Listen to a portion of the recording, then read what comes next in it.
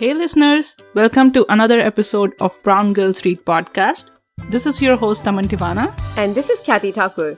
And both of us love reading books. On this podcast, we bring our favorite books to you and discuss the parts that were most meaningful to us and how we found them interesting or relatable as brown girls.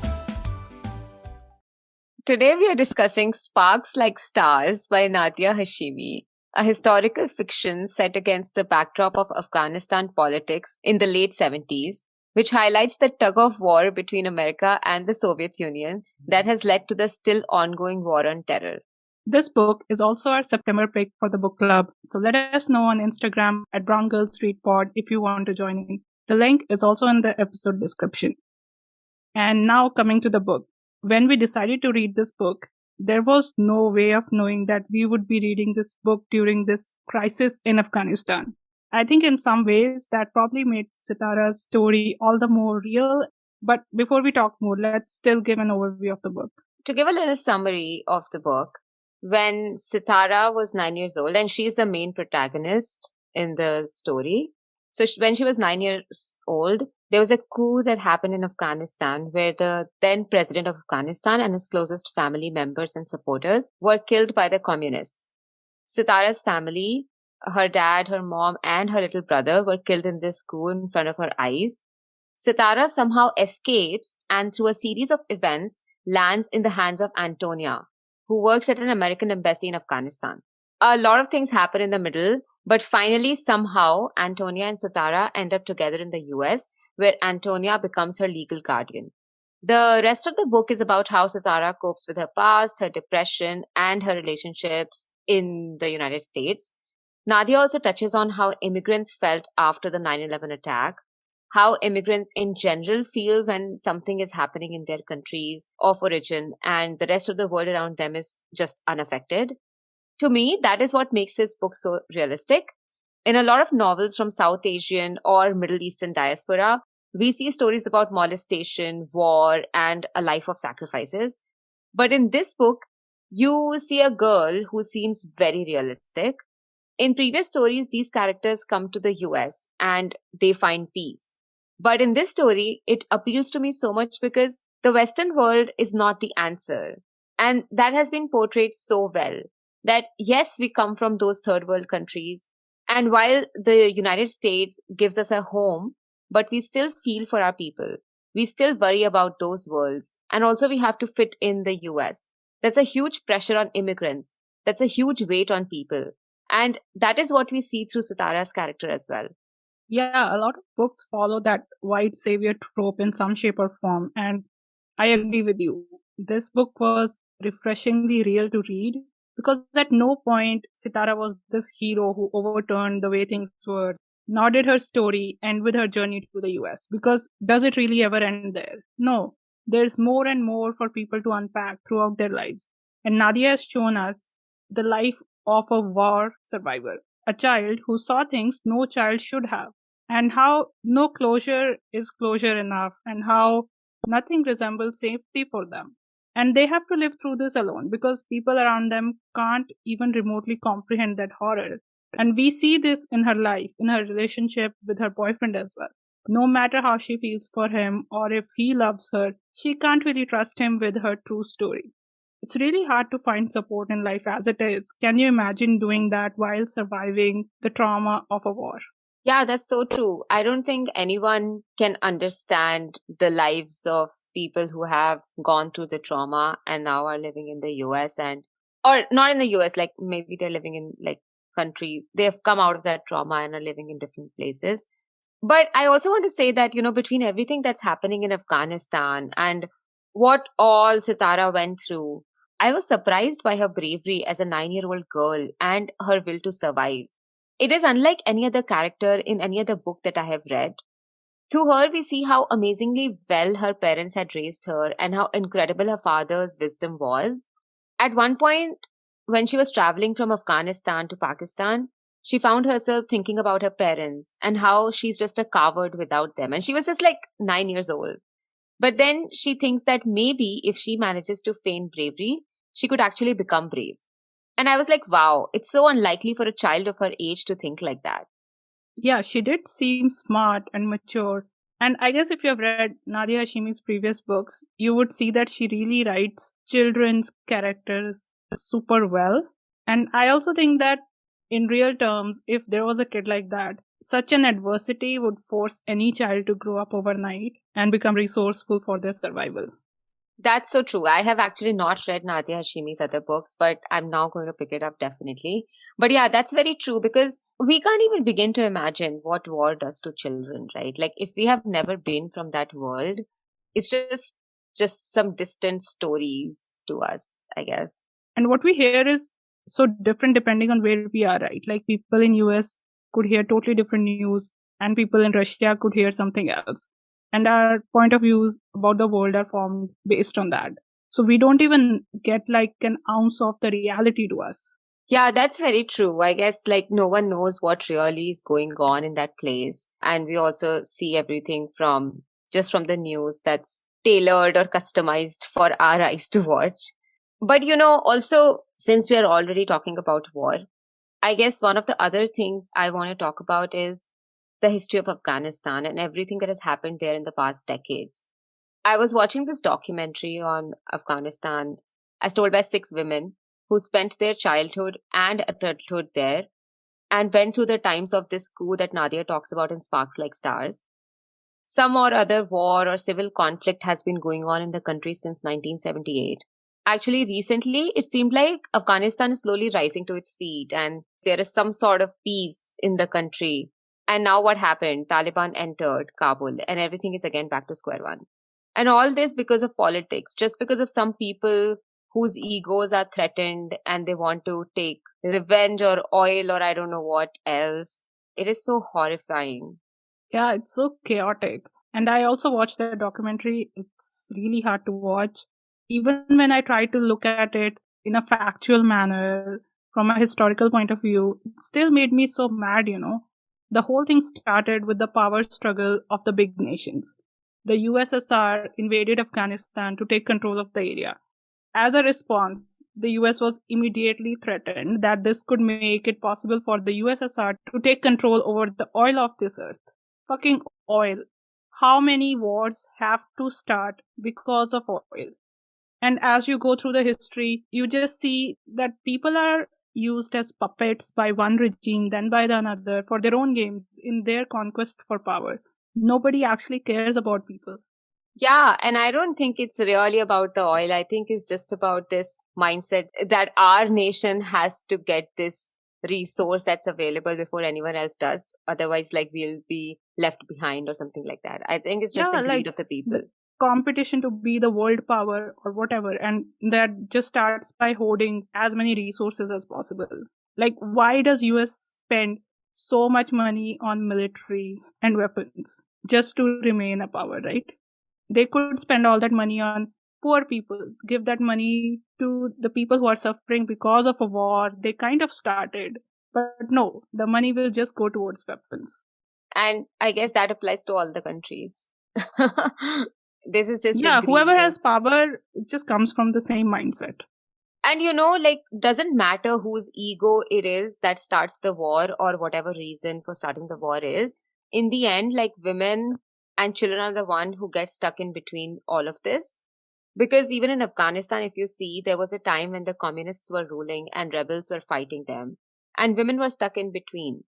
Communists said that women can get education.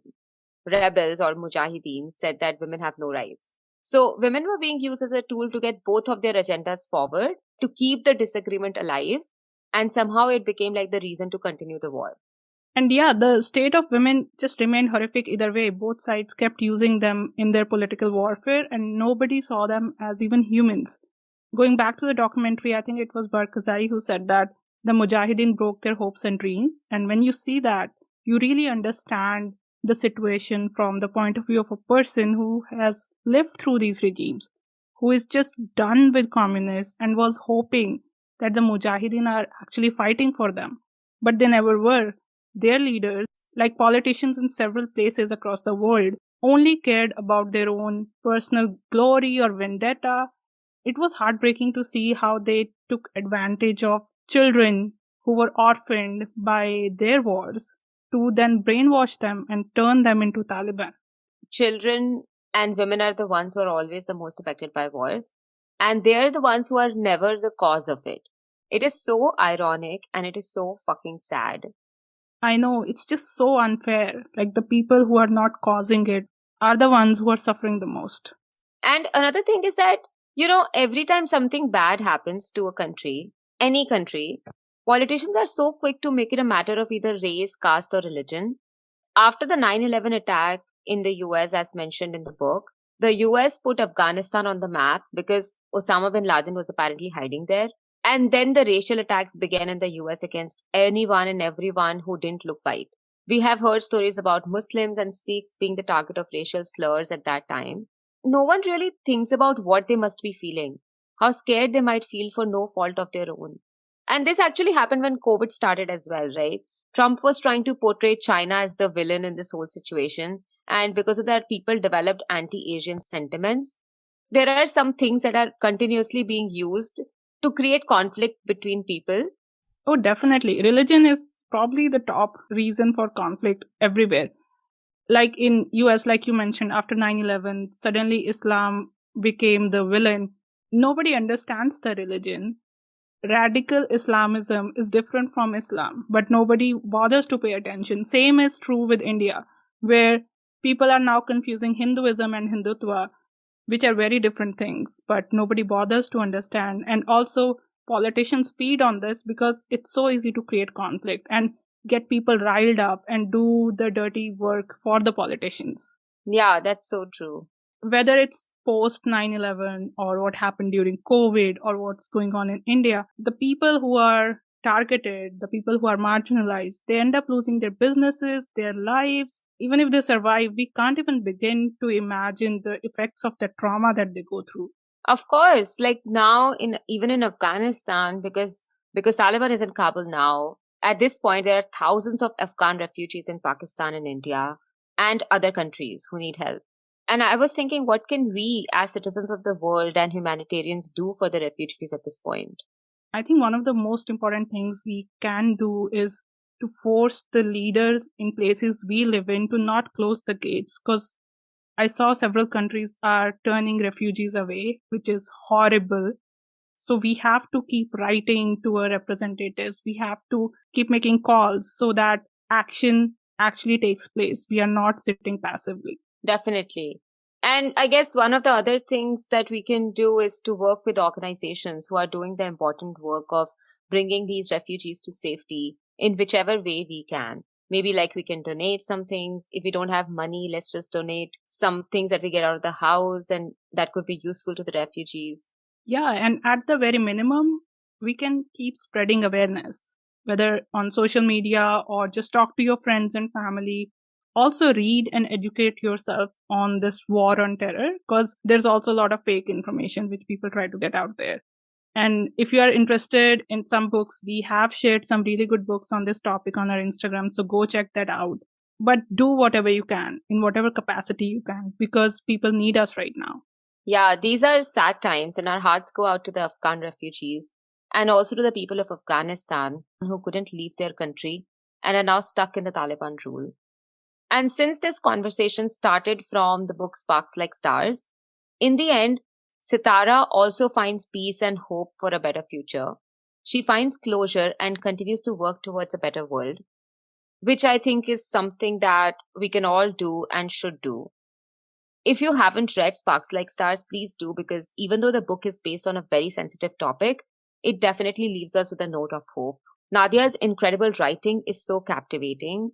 This is probably one of the best historical fiction that I have read in a while. Not only because the story was so realistic, but also because her writing felt like I was actually there. Like this was like I was witnessing it. There's this scene where Sitara sees her dad and her mom dying in front of her. And because of what an incredible writer Nadia is, I could actually picture that scene in front of my eyes as I was reading it. I mean, right from the beginning, you sort of know that she's an amazing writer, but it only gets better as you progress in the book. She has definitely got a fan in me. I love her writing. You have to read her other books too. And I agree. This whole book played like a movie in my head. I was actually so engrossed in reading that I forgot to make notes or sometimes even go to bed on time. Me too. I also want to applaud Nadia for writing about the effects of war on children, the PTSD, depression, and the survivor's guilt they go through with such great sensitivity. And there's this anecdote about the censorship of several photos by the government that tells you everything you need to know about how horrific war is and how the players will show and hide information to justify their actions. And one more thing I want to add. I love this book for mentioning this phrase, Cheshme Safed, which means white-eyed, which is an insult for the people who can't see reason or decency. And I've been meeting so many people like this recently. Now I have a word for them. Oh, who are you taking a dig at? A lot of people. They know who they are. I also love this book because Nadia has used a lot of poetry throughout, which made me love the book a little extra. Oh yeah, I love the poems too. They're awesome. And I can't wait to speak with Nadia about this book in our next episode. But before we end today's episode, Kathy, what are you reading right now? I am reading 2 books. One is Range by David Epstein. It talks about why generalists triumph in a specialized world and how we can all develop generic knowledge before we find something that we want to get specific about. And I'm also reading another non-fiction, which is called Reality is Broken by Jane McGonigal. In this book, she talks about how gamers are actually rejecting reality in favor of playing games that offer superior experiences and rewards. Oh, so, interesting. Yeah, we are all getting away from reality. That's good. What are you reading? I just picked a horror book called Revelator by Daryl Gregory.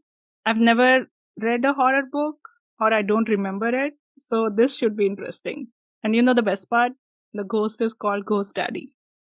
Oh wow, like horror. Let us know how you feel about horror after. I know, I picked it up yesterday before bed. And then I realized this was probably not the greatest idea I had. I'm going to try to read it during the day. And I also just started listening to the Clever Girl Finance audiobook. So hoping to learn a few things about money making, money saving and such. 2 very different worlds you are a part of right now. Always. Well, that's all for today. For our next episode, we are going to speak with Nadia Hashimi, the author of Sparks Like Stars. Don't miss out, and until then, keep listening! Thank you for listening to this episode of Brown Girls Read podcast. If you like what you hear, please leave us a 5-star rating and a comment. You can support us at anchor.fm/browngirlsread/support.